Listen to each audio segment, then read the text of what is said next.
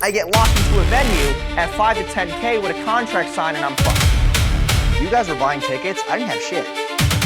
I got 70 tickets for Orlando sold, 35 for Tampa. There's no venue. Nothing.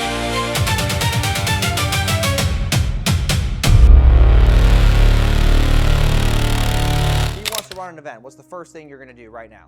You want to run an event. What's the first thing you choose? I got to find out my budget first. No, wrong. First thing. The audience? Audience, okay. What's the next? Date. What is it going to be about? I mean, honestly, what's my scope? What am I delivering? No. What is the offer? Next. No, not yet. What is the messaging? What is the offer? No one said the date. Who did the date? You said the date. Oh, good. I got 5 people screaming at me, bro. All right. He's like offended. I didn't hear him. I'm like, damn, bro, relax. All right.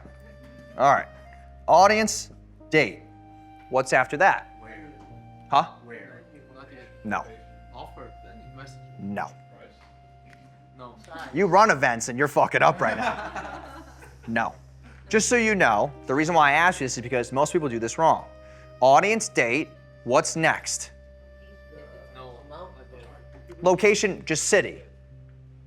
The city. What's next? No, the venue is I'll get to that. With what first? I need a landing page. I need a landing page. I don't know the offer yet. See, this is gonna break so many beliefs. This is all I do. This is how I schedule events. And you're like, bro, you have no venue. Bro, we get the venue the week of. You guys were buying tickets, I didn't have shit. Because I was selling it first to take the money and then go get the venue. Why would I get the venue first if I don't have any fucking buyers? And a lot of us do this to ourselves with our businesses. The reason why we're not hiring is because we don't have the leads to hire. But then when we have to hire, we do it last second and we get shitty people. I do this, then I get the money. Then what do? Now I get the venue, and then I build the offer of what I'm gonna sell. Because as people buy, they fill out RSVP forms. From what people say in the RSVP form, then I build the offer because the market's the judge. What do you tell people when they ask where? I say to be determined. It's in Miami. You're either gonna go 13 minutes this way, 9 minutes that way, or 30 minutes. It doesn't matter. Because here's the deal, and I've done this, and out of every 100 tickets I sell, one person will ask for a refund because they don't see the venue. Do I care? No, bro, that guy's fucking weird. What? Dude, give me 2 days, I'll put the venue, we'll text you. You don't need it right now. You're not in an Uber coming to the venue. That's a weirdo. Probably gonna start some shit at the event. So, this whole thing of I need to know who the ICP is, then I pick the date, then I pick the city. Want to know why I do this? Tell me why I do this. You're the event guy. Tell me why I do this. Why? What is my just in case? Why you pick the city first? No. Why I do this? Test it out to see if it can work. If you don't get enough buyers. Right. If I don't get enough buyers, For the event. yes. So what can I do if I don't get enough buyers? All I have to do is refund maybe 20 tickets, maybe, which is what, $2,000? Or I get locked into a venue at 5 to 10K with a contract signed and I'm fucked. Which is what we On top of the ad spend, on top of the refund. Or you could get a bigger venue of people sign up. Or you adjust the size of the venue accordingly to the size of the. Yeah. Dude, this is such a hack in my life. And most people don't do it this way. They're like, I gotta know who the fuck's coming, I gotta know the venue, what's the food, what's the napkin gonna look like? What the hell are you doing, bro? No one's bought a ticket yet. No one cares. No one cares.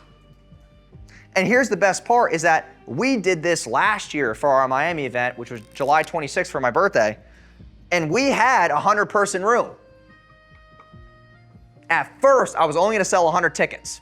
We were 2 weeks out and I was at 105. We oversell because people drop off. That's normal. Okay. 100 person. What did I do? I kept selling.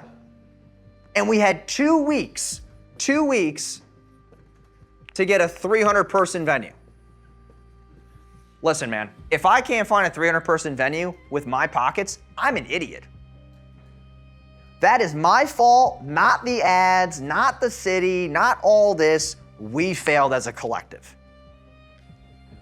So now the ads keep running, buyers keep coming in. And here's the other thing too. And I did this for the Orlando and Tampa ones that I have next weekend. I haven't signed shit yet. I got 70 tickets for Orlando sold, 35 for Tampa. There's no venue. Nothing. These people think that they're fucking going to a random hotel. And guess what I pick?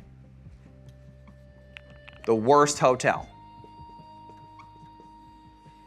I put the worst hotel on the landing page so that when they do get the right address, they're now getting over-delivered on. It's an under-promise, over-deliver. And I'm signing it later, but we're doing it at the Ritz in Orlando. So it's gonna be like, they thought they were doing this shit at the Hampton Inn. No. Now we're like, oh, now we get to go to the Ritz, and now everyone's ecstatic. Now. So you did put, it's a fake location. Yeah, it's a fake location. Yeah, of course. I just put a bullshit location, just so people don't see TBD. I put it there, and then I'm like, hey, Chelsea, let's go send out some RFPs. You know what RFPs are. Send out RFPs to venues. You don't know what the fucking RFP is? Yeah, it's like a proposal to like hotels. You send an RFP mass on Marriott Bonvoy, and you get a bunch of quotes back and estimates. So we do that. You could do that, by the way. I don't know if you knew you could do that. So you could, oh, hell, oh my God, I'm about to change your life. Fuck that. No, you go on the Bonvoy. They take forever to answer. They don't if you put in the comments what your budget is. So usually when you send in an RFP, you just put like how many people, you put if you want food and beverage, whatever. On the bottom, you put needs to make a decision today. Massive budget, and their ass is calling you quick as fuck, okay?